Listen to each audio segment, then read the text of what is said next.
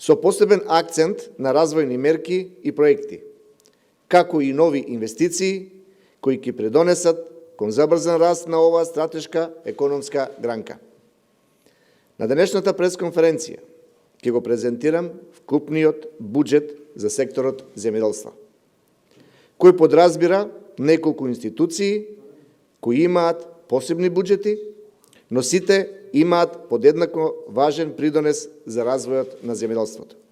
Конкретно, тоа се Министерството за земјоделство, шумарство и водостопанство, Агенцијата за финансиската поддршка во земјоделството, Агенцијата за поттикнување и развој на земјоделството, Агенцијата за храна и ветеринарство, Државниот инспекторат за земјоделство, Државниот инспекторат за шумство и ловство и Управата за хидрометеоролошки работи. Вкупниот основен предлог буџет за сите 7 институции за следната 2020 година се во износ од над 9,4 милијарди денари.